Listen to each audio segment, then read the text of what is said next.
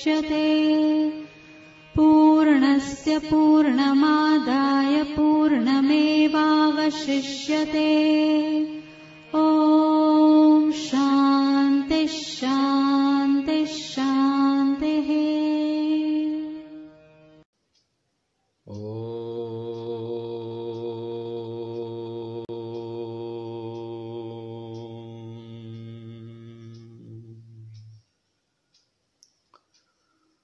कंठे यस्य विराजते हि गरलं गंगाजलं मस्तके वामांगे गिरिराजराजतनया जाया भवानी स्थिताः। नन्दिस्कन्दगणाधिनाथ सहितो श्रीविश्वनाथ प्रभो केदाराञ्चल संस्थितो हि सततं कुर्यात् सदा मङ्गलम्। श्रीविद्ये शिववामभागनिलये ह्रीङ्कारमन्त्रोज्ज्वला श्रीचक्राङ्कितबिन्दुमध्यवसता श्रीमत्सभानायिका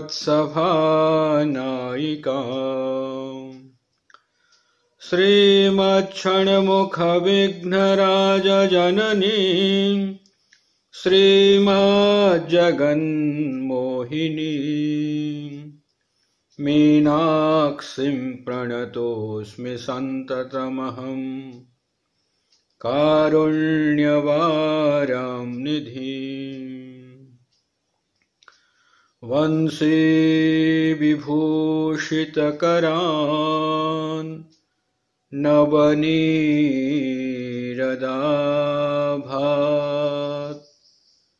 पीताम्बरादरुणबिम्ब फलाधरोष्ठात् पूर्णेन्दुसुन्दरमुखा दरवीन्दनेत्रात् कृष्णात् परं किमपि तत्त्वमहं न जाने। गुरुर्ब्रह्मा गुरुर्विष्णुर्गुरुर्देवो महेश्वरः गुरुः साक्षात् परं ब्रह्म तस्मै श्री गुरवे नमः।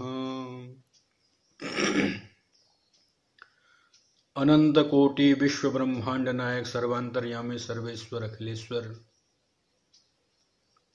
सबके अंतर्वासी परमपिता परमेश्वर को हार्दिक रूप से प्रणाम करते हुए तथा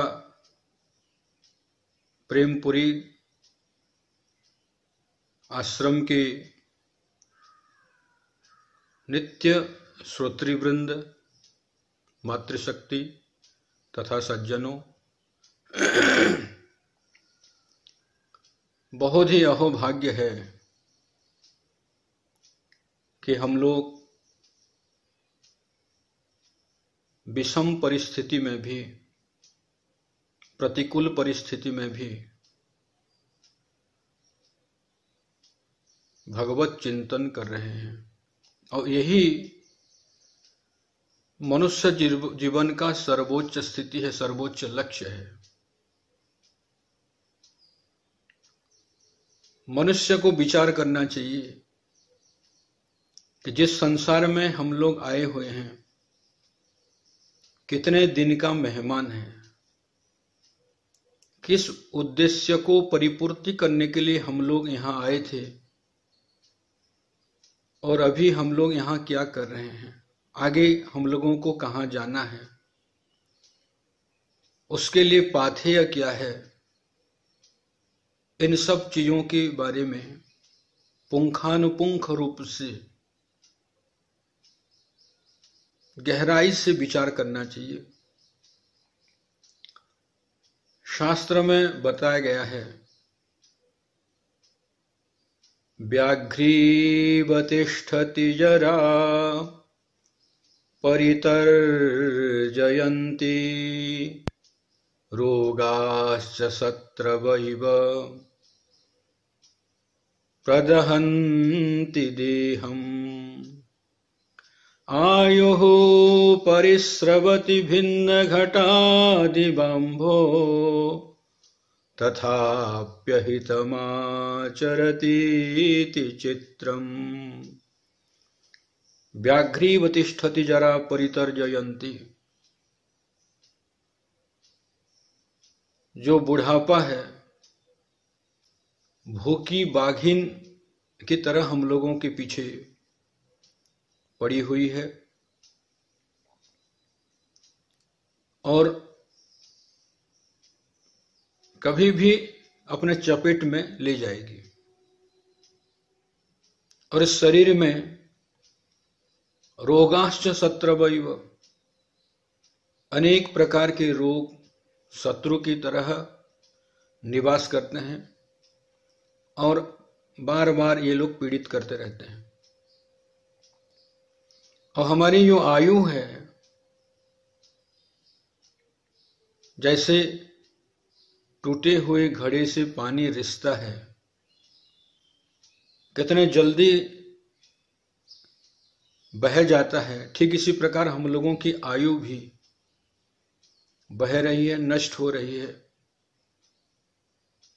फिर भी मूढ़ अज्ञानी व्यक्ति सचेत नहीं होता है, संयत नहीं होता है, सावधान नहीं होता है और जो अपना नहीं है उसको अपना मानने के लिए तैयार रहता है, जबकि वो कोई साथ देने वाले नहीं है। ऐसी परिस्थिति में जो साधक साधिका है उनको क्या करना चाहिए? अभी बहुत ही सुंदर एक विषय हम लोग चयन किए हैं, आप लोग कई बार सुने भी होंगे, सुन भी रहे हैं। श्रीमद् भगवद गीता के जो 9वां अध्याय है, राज विद्या राज गुह्य योग, जिसके ऊपर हम लोग विचार के विमर्श करेंगे। तो इसमें जो अध्याय का नाम है राज विद्या राज गुह्य योग, ये यदि समझ में आ गया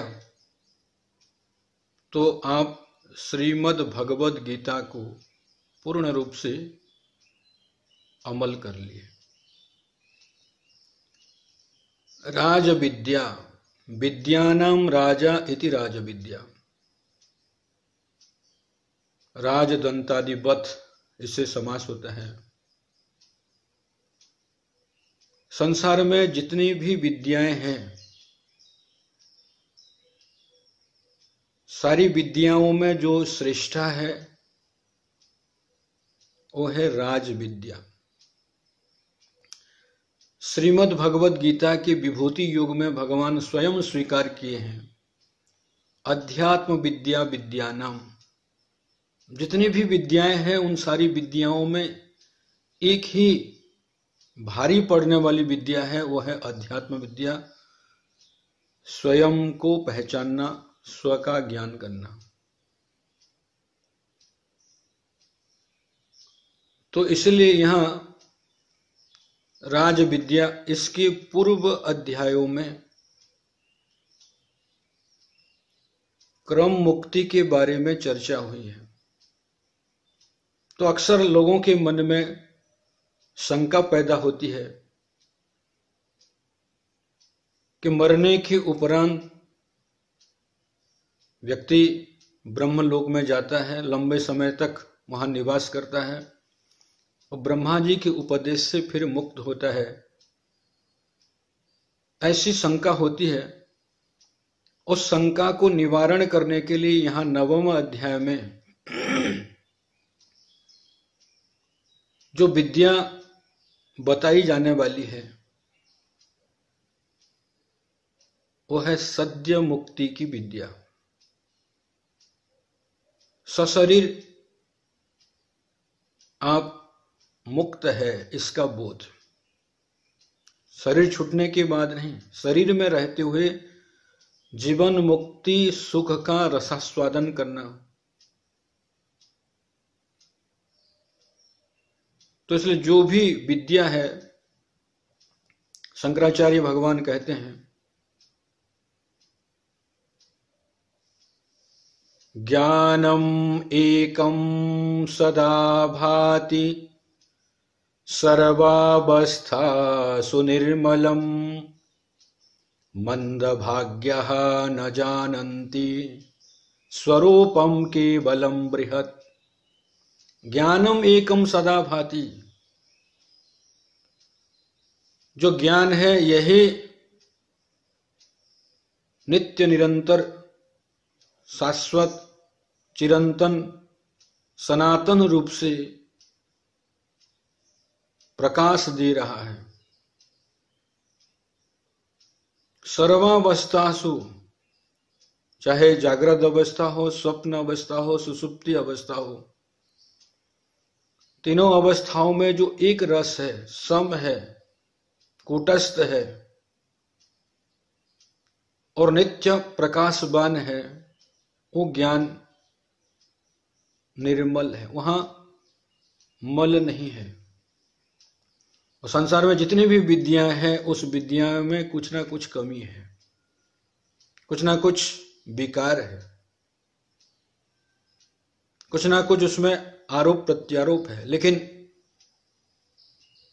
अनारोपितम तत्वम, जिसमें कोई आरोप नहीं है, ऐसा जो तत्व है वो अपना आपा है।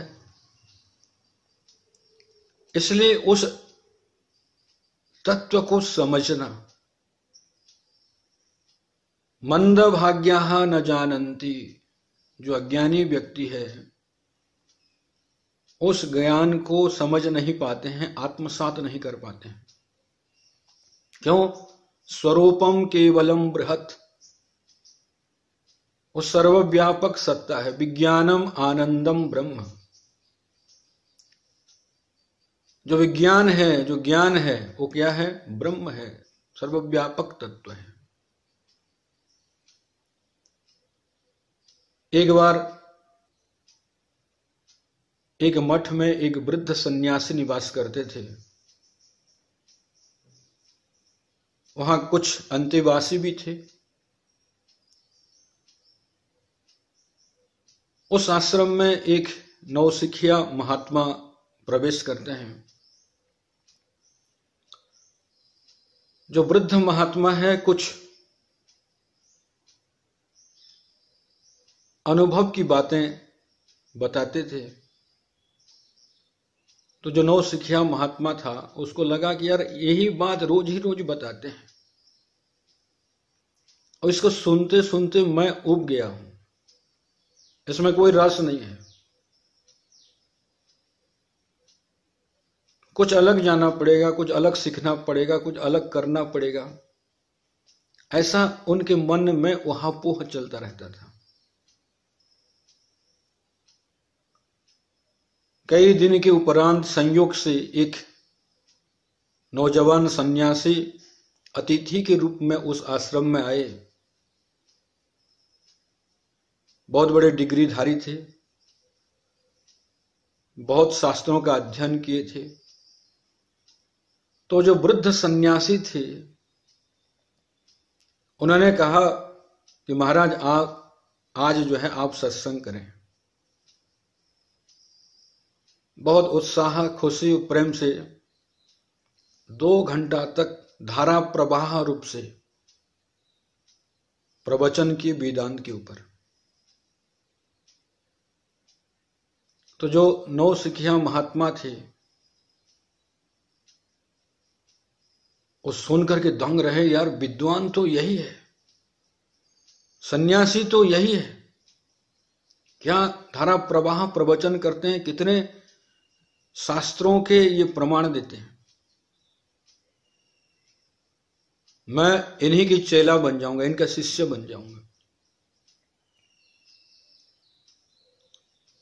तो इस प्रकार वो सोच रहे हैं प्रवचन सुनते सुनते, और मन में ये विचार भी आ रहा है कि वृद्ध महात्मा के मन में क्या गुजरता होगा, कि कितने पढ़ा लिखा है और वो वृद्ध व्यक्ति घिसी पीटी कुछ बातें ही बोलते हैं। तो इस प्रकार मन में वहापोह चल रहा था। जो नव सन्यासी जो प्रवचन कर रहे थे, प्रवचन के अंत में उस वृद्ध महात्मा से पूछते हैं कि महाराज, मेरा प्रवचन कैसा रहा, आपको कैसे लगा? वृद्ध सन्यासी बहुत खिलखिला करके हंसे।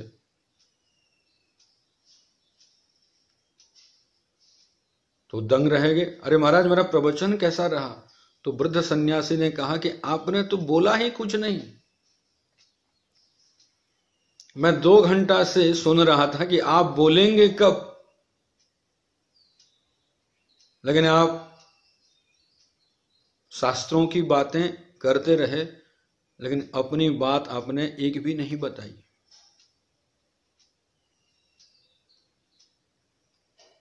तो नौजवान सन्यासी चौंका,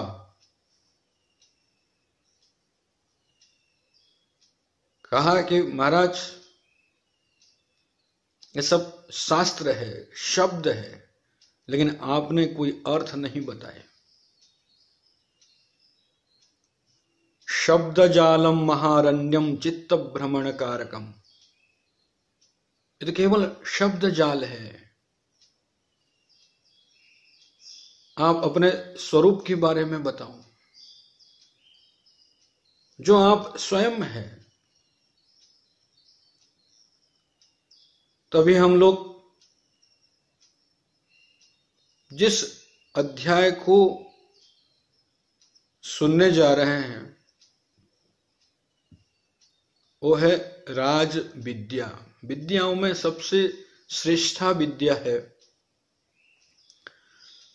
जिसको सुनने के उपरांत अपने स्वरूप का बोध होगा और जिससे जीव जन्म मरण के संसार चक्र से उद्धार हो जाता है। उसके बारे में भगवान बताएंगे।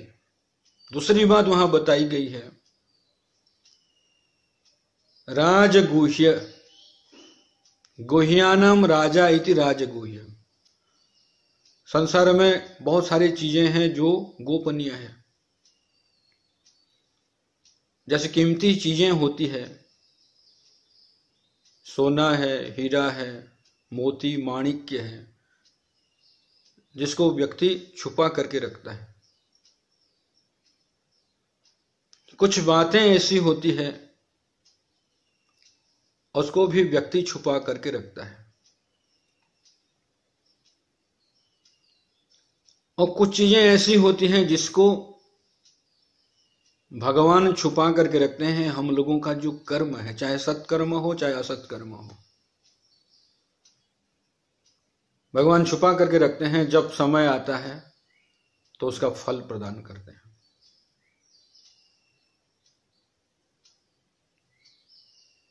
लेकिन यहां जो भगवान बताने जा रहे हैं सबसे विलक्षण चीजें हैं जो गोपनीय है।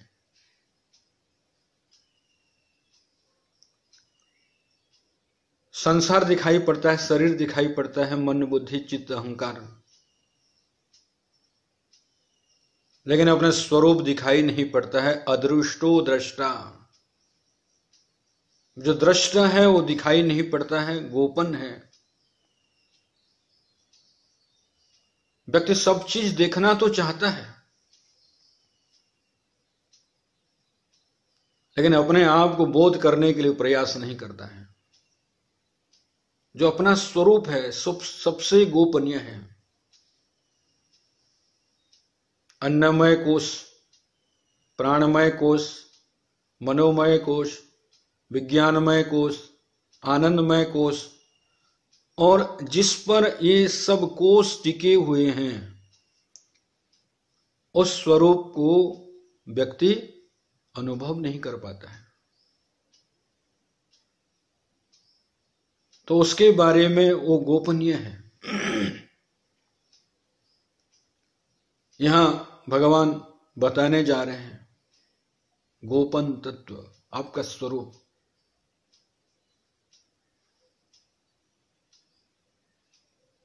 तीसरी बात बताई गई है योगः, आत्म परमात्मनोर संयोगः योगः इति कथ्यते। आत्मा और परमात्मा की जो अभिन्नता है उसको यहां योग शब्द से कहा गया है। शरीर मन बुद्धि में जब आप तादात्म्य करते हैं, परिच्छिन्नता का बोध करते हैं, विवेक विचार के द्वारा जब आप उसको त्याग करते हैं, तो आपका जो स्वरूप है, जो आत्मा है, वही परमात्मा है। अहम ब्रह्मास्मि, जो अहम है वही ब्रह्म है, जो ब्रह्म है वही अहम है, उसमें कोई भेद नहीं है। जैसे घट के अंदर का जो आकाश है, झोपड़ी के अंदर का जो आकाश है, महल के अंदर का जो आकाश है, गुफा के अंदर का जो आकाश है, सुई में जो छेद में जो आकाश है, और बाहर जो सर्वव्यापक आकाश है, इसमें कोई भेद नहीं है। क्यों? क्योंकि आकाश अखंड तत्व है। उसको ना कोई काट सकता है, न गीला कर सकता है, न जला सकता है, न उड़ा सकता है। ऐसा जो आपका स्वरूप है, ब्रह्मात्मिक बोध, उसको यहां योग शब्द से अभिहित किया गया है। अभी हम लोग श्रीमद् भगवद गीता की जो 9वां अध्याय है, अथ 9मोऽध्यायः श्री भगवान उवाच इदं तु ते गुह्यतमं प्रवक्ष्याम्यनसूयवे ज्ञानं विज्ञानसहितं यज्ञात्वा मोक्षसे शुभात्। तू शब्द कह करके जो पहला अध्याय चल रहा था, इसके पूर्व अध्याय जो चल रहे थे, जिसमें क्रम मुक्ति के बारे में वर्णन है, यहां उसको छोड़ करके सद्य मुक्ति बताने के लिए तू शब्द प्रयोग किए। ते अर्जुन के लिए, इदम गुह्यतमं ज्ञान विज्ञान सहितम अनसूयवे प्रवक्ष्यामि यज्ञात्वा अशुभात् मोक्षसे। यहां भगवान का कहने का जो अभिप्राय है, सबसे जो गोपनीय है, अनुभव सहित जो ज्ञान है, अनसूयवे, असूया दोष से रहित आपको मैं वो ज्ञान बताऊंगा जिसको जान करके अशुभात जो संसार है, उस संसार से आप मुक्त हो जाएंगे। तो यहां जो शिष्य है, शिष्य में एक चीज यहां बताने जा रहे हैं, अनसूयवे। असूया कहते हैं गुणेषु दोषा आविष्करणम, गुण में जिसको दोष दिखाई पड़े उसको कहते हैं असूया। सारा संसार गुण दोषमय है, लेकिन जो साधक साधिका है वो दोष को त्याग करके गुण को ग्रहण करते हैं, गुणग्राही होते हैं। तो यहां अर्जुन के लिए भगवान कहते हैं आप असूया दोष से रहित हैं। सारे संसार में आपको गुण दिखाई पड़ता है। थोड़ा विचार करिए, यदि तामसिक और राजसिक गुण का प्रभाव आपके अंदर होगा तो आप आत्मचिंतन नहीं कर सकते। लेकिन सत्व गुण की प्रबलता यदि होगी, सत्वात् संजायते ज्ञानम, सत्व गुण में जब आप प्रतिष्ठित हो जाते हैं तो आप आत्मचिंतन करते हैं।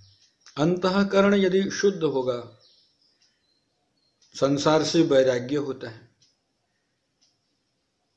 संसार नश्वर है, क्षणभंगुर है, क्षण प्रध्वंसनी है, निस्सार रूप है। इसका जब आपको बोध होता है तो आप उससे अपने आप को हटा लेते हैं। और जो सार रूप है, जो आनंद ही आनंद है, उसको आप अनुभव करने के लिए प्रयास करते हैं। तो इसलिए असूया दोष से रहित जो व्यक्ति है उस व्यक्ति को ये ज्ञान देना चाहिए, ऐसा भगवान का अभिप्राय है। तो इसलिए असूया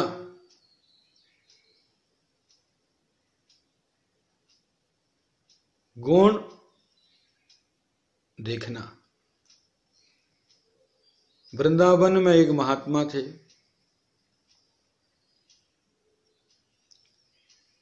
अब लोग उनके बारे में कई बार सुने भी होंगे। पूज्य हरि बाबा जी। तो एक बार उनके बगल में एक पंडित जी श्रीमद् भागवत कथा कर रहे थे। तो ये महाराज जी कथा सुनने जाते थे, साथ में उनके दो सेवक भी जाते थे। एक कोने में बैठ करके बहुत भाव विभोर होकर के कथा का रसास्वादन करते थे, कथा में डुबकी लगाते थे, मस्त आनंदित प्रेम से झूमते थे। 4-5 दिन कथा हो गई। एक दिन आश्रम में बाबा जी बैठे हैं, तो जो दोनों शिष्य साथ में सुनने के लिए जाते थे, बाबा जी ने कहा कि यार पंडित जी क्या कथा करते हैं, ज्ञान भक्ति की तो बारिश ही हो रही है, ऐसा लगता है कि उस जगह पे मैं बैठा ही रहूं। तो दोनों जो शिष्य थे उन्होंने कहा, अरे पंडित जी कितने प्रपंची हैं, उनके पास कितने बेशकीमती बैग है, कितने सुंदर सुंदर कोट है, उनके घर ऐसा सजाया हुआ है, उसमें अमुक अमुक चीज है। महाराज जी ने कहा, आप कथा सुनने के लिए जाते हैं कि संसार को देखने के लिए जाते हैं? तो यहां कहने का अभिप्राय व्यक्ति को गुणग्राही होना चाहिए।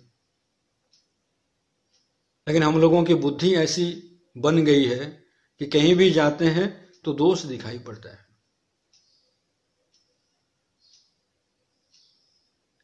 और यहां अर्जुन सचमुच में बहुत प्रशंसा के योग्य हैं। कि उनको गुण दिखाई पड़ रहा है, उनमें असूया दोष नहीं है। असूया दोष से रहित होना चाहिए व्यक्ति को। अब जैसे किसी को आप बताएंगे आत्मा एव इदं सर्वम ब्रह्म एव इदं सर्वम, यहां तो आत्मा ही आत्मा है, ब्रह्म ही ब्रह्म है, लेकिन सबसे पहले वो दोष आपको बताएगा कि महाराज आप हैं मैं हूं, ये दो हैं कि नहीं है। आप कहते हैं एकम एव अद्वितीयम ब्रह्म, ब्रह्म तो एक है, लेकिन एक मैं हो गया एक आप हो गए, तो दो चीज हो गए, उसको दो से दिखाई पड़ता है। तो यहां भगवान श्री कृष्ण अपने सखा अर्जुन को ही बताना चाहते हैं कि दोष से जो उबर चुका है, जिनकी दृष्टि गुणमयी है, ऐसा जो साधक साधिका होंगे वो इस तत्व को सहज अनुभव करते हैं, सहज रूप से बोध करते हैं। तो इसलिए यहां केवल एक ही चीज भगवान बताई, ऐसे व्यक्ति को आप ज्ञान दो जिसमें असूया दोष न हो। असूया दोष वाला इसको आत्मसात नहीं कर पाएगा। रामकृष्ण परमहंस जी थे, ऐसे अद्वैत की चर्चा हो रही होगी, लेकिन उस बीच में कुछ सामान्य व्यक्ति जब आ जाते थे तो उस चर्चा को वहां बंद कर देते थे, क्योंकि ये यदि सुनेगा तो उसको यहां दोष दिखाई पड़ेगा। और हम लोग यहां अद्वैत की चर्चा कर रहे हैं, अद्वैत का विचार कर रहे हैं, तो यहां कहने का अभिप्राय है असूया दोष नहीं होना चाहिए। तीसरी बात बताते हैं ज्ञानम विज्ञान सहितम। ज्ञान तो शास्त्र में भरा पड़ा है, अनंत शास्त्र है और बहुत सारी चीजें उसमें बताई गई है। भगवत्पाद शंकराचार्य भगवान गीता, 10 उपनिषद और ब्रह्म सूत्र के ऊपर भाष्य लिखे जो ज्ञान प्रधान है। मोक्षिक्षु को ऐसे चीजों को सुनना चाहिए, ऐसे ग्रंथों का अनुशीलन करना चाहिए। ज्ञान ऐसे ही व्यक्ति को प्रसन्नता प्रदान करता है। जैसे एक बार एक भद्र व्यक्ति कुछ चीजें खरीदने के लिए बाजार गए, उनकी पत्नी एक लिस्ट बना करके देती है।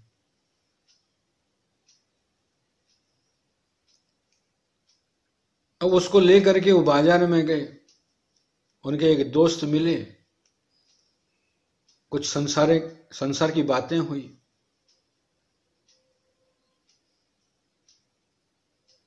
और जब पर्ची ढूंढने लगे सामान खरीदने के लिए, पर्ची मिली नहीं। बहुत दुखी हो गए, चिंतित हो गए, घर में जाने से अभी डांट पड़ेगी। तो कई बार खोजे और बाजार से बाहर आ गए और फिर एक बार ढूंढने के लिए प्रयास किए तो जेब के कोने में वो पर्ची मिल गई। अब जैसे मिली और पर्ची को जैसे देखते हैं, उसमें जो जो चीजें लिखी हुई हैं उसका ज्ञान जैसे हो जाता है, तो उनका चेहरा खिल जाता है, प्रसन्नता आ जाती है। तो ज्ञान हो गया, प्रसन्नता झलकती है। एक बार एक महात्मा जी ने अपने शिष्य को कहा, शाम के समय, तो नीचे जो गुफा है उसमें जाओ और एक पुस्तक है उसको लेकर के आओ। तो शिष्य गया, दरवाजा खोला, गुफा के अंदर जैसे प्रवेश करना चाहता है, उसको सांप दिखाई पड़ा, तुरंत भाग करके आ गया। गुरुजी को निवेदन किया, कहा कि महाराज वहां तो सांप है। गुरुजी ने कहा, वहां कैसे सांप आएगा, चारों तरफ बंद है, मंत्र बोलते हुए जाओ। तो मंत्र बोलते बोलते गया, लेकिन फिर भी सांप दिखाई पड़ा, फिर लौट करके आ गया।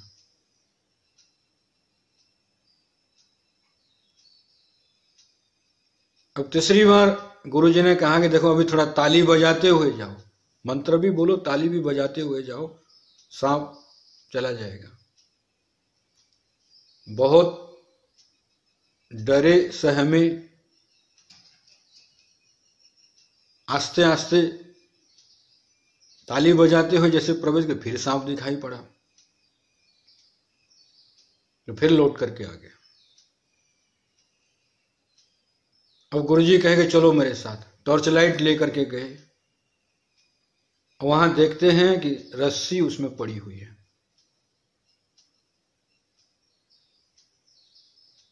अब रस्सी को जैसे देखे, रस्सी का जैसे ज्ञान हो गया, तो भय रहित हो गए, प्रसन्नता आ गई, मस्ती आ गई। तो प्रकाश जो ज्ञान है, अनुभव के साथ जो ज्ञान है। दूसरी बात जिसको यहां बताने जा रहे हैं, वो दिखाई नहीं पड़ती है लेकिन देखती है। संसार दिखाई पड़ती है और उसको कोई देखने वाला है। बृहदारण्यक उपनिषद में जिस प्रकार बातें बताई गई है, विज्ञातारम अरे केन विजानियात, जो विज्ञाता है, जो जानने वाला है, केन इंद्रियेण केन साधनेन तम विजानियात, उसको आप किस साधन से जानेंगे? उसको चक्षु से आप देख नहीं सकते, कान से सुन नहीं सकते, मन से मनन नहीं कर सकते, लेकिन उसकी उपस्थिति में आंख देखती है, कान सुनता है, मन मनन करता है, बुद्धि निश्चय करती है। यन मनसा न मनुते एनाहुर मनोमतम तदेव ब्रह्मत्वं विद्धि नेदम यदीदम उपासते, केन उपनिषद में बताया गया। यन मनसा न मनुते, मन के द्वारा आप जिसका मनन नहीं कर सकते, लेकिन जिसकी उपस्थिति में मन मनन करता है, तदेव ब्रह्मत्वं विद्धि, उसी को आप ब्रह्म जानो। नेदम यदीदम उपासति, इदम रूप से सामने जो वस्तु व्यक्ति, इसमें जब इदम रूप से आप उपासना करते हैं, वो ब्रह्म नहीं है, ब्रह्म तो अहम रूप है। अहम ब्रह्मास्मि, अहम रूप है। तो ज्ञान के साथ जो विज्ञान है उसको मैं तुम्हें बताऊंगा।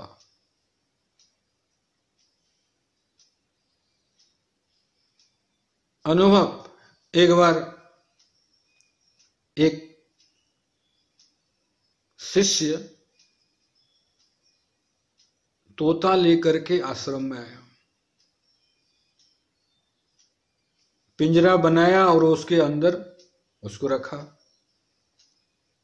गुरुजी ने कहा, रे क्यों बंधन में डाल रहा है, छोड़ दो उसको। शिष्य माना नहीं। अब गुरुजी ने कहा कि चलो, शिष्य को समझाना बड़ा कठिन है।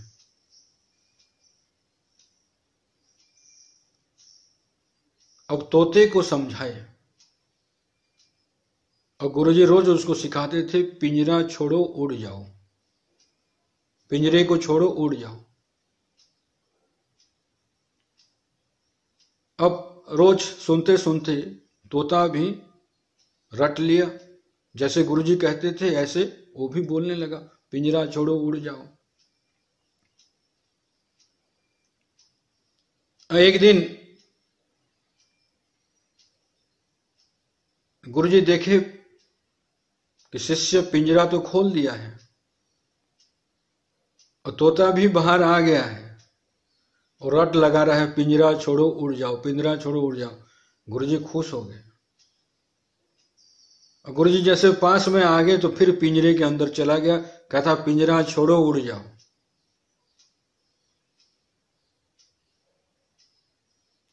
तो ठीक इसी प्रकार हम लोगों के जीवन में भी ये बातें लागू होती हैं। बहुत सारे शास्त्र हम लोग जानते हैं, लेकिन जो पिंजरा है वही तो संसार है, मोह ममता है, आसक्ति है, राग की बेड़ियां हैं, उसको हम लोग त्याग नहीं कर पाते हैं।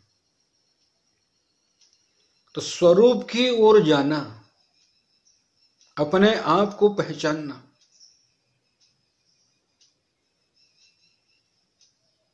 यही यहां भगवान बताना चाहते हैं। ज्ञानम विज्ञान सहितम, मैं आपको अनुभवात्मक ज्ञान बताऊंगा, जिसको जान करके आप अशुभात संसारात मोक्ष से, जो संसार है वो अशुभ है। अशुभ का अभिप्राय संसार के दलदल में हम लोग फंसे हुए हैं, लेकिन हम लोगों को बोध नहीं है कि हम लोग दलदल में अभी हैं। बहुत लोगों को तो बात समझ में ही नहीं आती है कि मैं बंधन में हूं।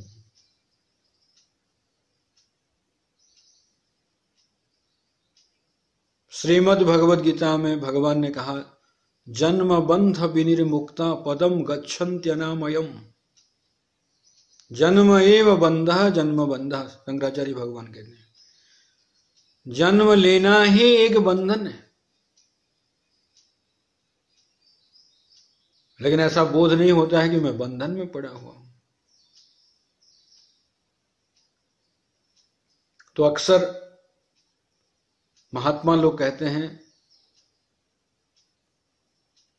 कि बार बार विचार करो, विवेक करो कि आप संसार में है अथवा संसार से ऊपर है। शरीर में जब तक मैं भाव रहेगा और शरीर से संबंध रखने वालों के प्रति मेरा भाव रहेगा, तब तक आप बंधन में हैं। तो इसलिए इस बंधन से उन्मुक्त करने के लिए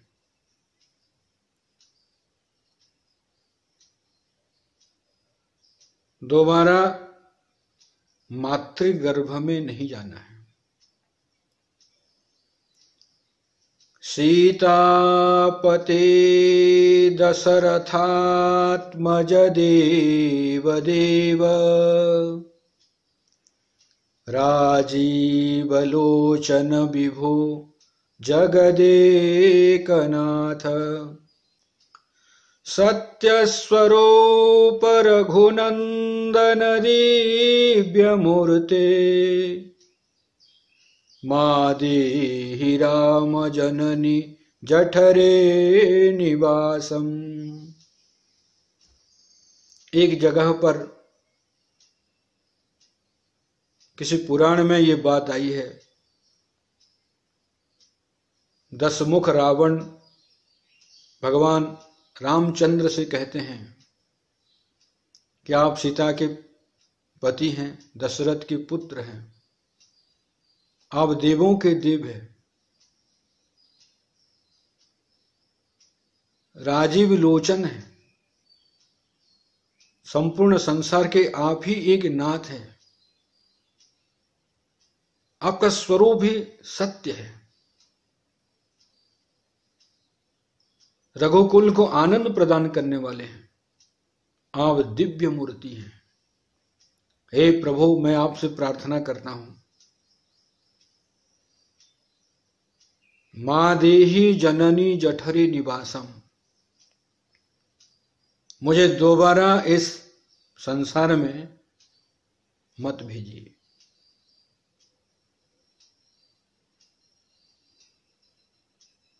तो इसलिए संसार में जब फिर व्यक्ति आता है, जन्म मृत्यु जरा व्याधि ये सब बीमारियां उसके जीवन में आती हैं, और मैं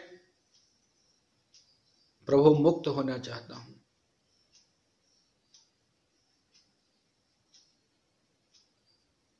संसार से मुझे मुक्त कर दीजिए। अशुभाद मोक्ष से। अब जो साधक साधिका है उनको विवेक विचार करना चाहिए।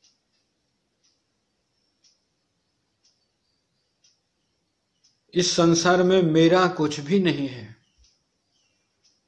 लेकिन अविवेक के नाते हम लोगों को ऐसा लगता है मेरा घर, मेरी जायदाद, मेरी पत्नी, मेरे बच्चे, मेरे बैंक बैलेंस, मेरे मित्र। अच्छा, थोड़ा विचार करके देखो, जब आप मातृ गर्भ से संसार में आए तो साथ में क्या लेकर के आए? आप अकेले ही आए। भले यहां आप मेरा मेरा मेरा मेरा कर रहे हैं, लेकिन जब यहां से आप शरीर छोड़ करके जाएंगे तब भी आप कुछ ले करके नहीं जाएंगे। लेकिन इस मध्यावधि में आपने संसार को मेरा मान लिया, जबकि ये प्रकृति के हैं, परमात्मा के हैं। आप सोच लीजिए, जैसे कोई बैंक के कैशियर होगा, रोज करोड़ों रुपये का ट्रांजैक्शन उसमें होता है, लेकिन उसका कुछ भी नहीं है। लेकिन मेरा यदि मानेगा तो उसको भी जेल जाना पड़ेगा, बंधन में पड़ना पड़ेगा। तो इसलिए बार बार चिंतन करना चाहिए, विचार करना चाहिए कि जिस अशुभ संसार में हम लोग अभी आए हैं, यही तो बंधन है। जन्म बंध विनिर्मुक्ता अनामयम पदम गच्छन्ति। ऐसा पद जिसमें कोई विकार नहीं है, जिसमें कोई मल नहीं है, जो नित्य प्रकाशवान है, सदा चमकता रहता है। जैसे सूर्य सदा चमकता रहता है, उसमें ना रात है ना दिन है, लेकिन रात दिन पृथ्वी के अंदर जो रहने वाले जीव है, प्राणी है, उनके लिए है। सूर्य में न रात है न दिन है। ठीक इसी प्रकार आपके स्वरूप में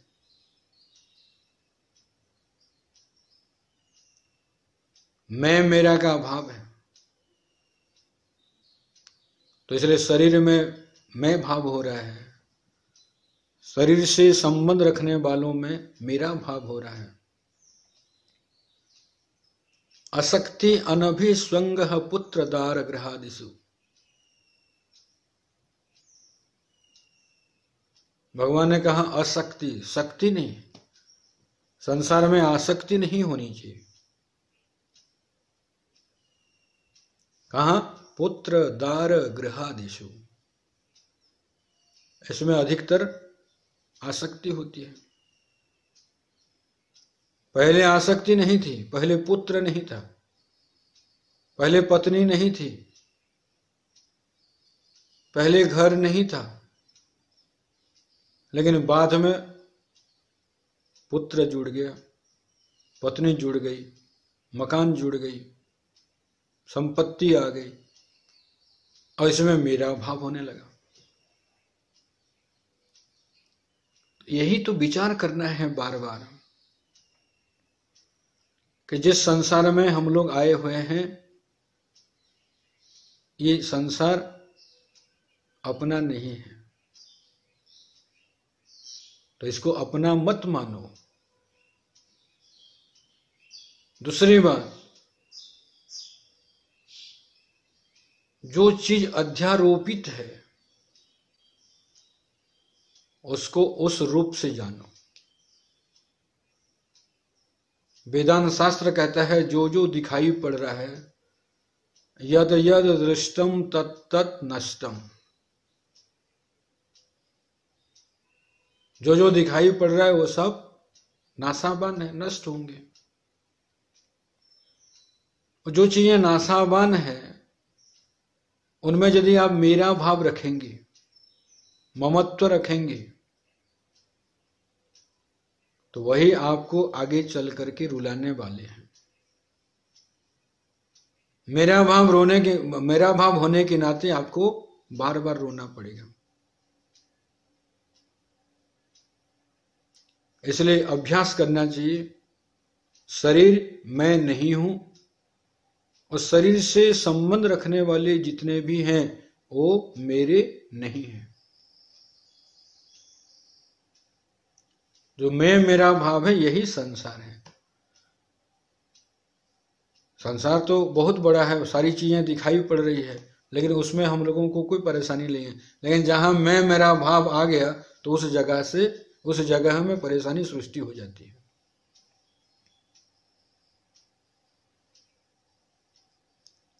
तो इसलिए बहुत कीमती सूत्र भगवान यहां दे रहे हैं, अनमोल बातें यहां बताने जा रहे हैं कि केवल असूया दोष से जो साधक साधिका रहित हैं, ज्ञान के पिपासु हैं, संसार को जो समझ चुके हैं, कैसे संसार जन्म मृत्यु वाला, संसार परिवर्तनशील है, संसार अनित्य है, संसार में सातिशयत्व है, संसार में दुख मिला हुआ है।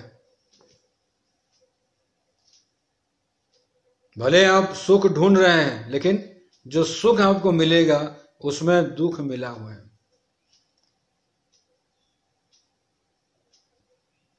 जैसे कोई भोजन है, बहुत सुगंधित युक्त है, देखने में भी सुंदर दिखाई पड़ रहा है, लेकिन विष मिला हुआ है, तो आप उस भोजन को सेवन करेंगे क्या? जैसे आपको ज्ञान होगा तो आप कहेंगे नहीं नहीं, मेरे को तो भूख ही नहीं है।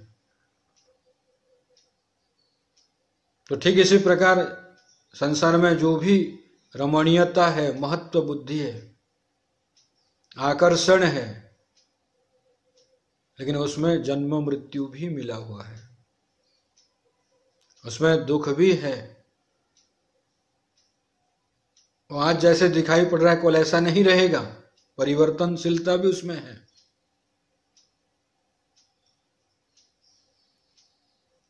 तो इसलिए संसार को बार बार विचार करके समझो और समझ करके उसको त्याग करना है। कैसे त्याग करना है? घर छोड़ करके कहीं भागना नहीं है, मानसिक रूप से उसको त्याग करना है। ये मेरा नहीं है, ये मैं नहीं हूं। अब अपने स्वरूप में जाइए, और स्वरूप में आप चले जाएंगे तो संसार से आपका निस्तार हो जाएगा। संसार के प्रति जो लगाव है, चिपकाव है, अभिन्न बोध हो रहा है भ्रम से, अब जब विचार करेंगे तब आपको बोध हो जाता है कि अरे यहां कोई अपना नहीं है।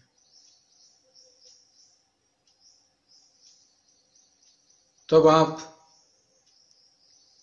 आत्मचिंतन करते हैं,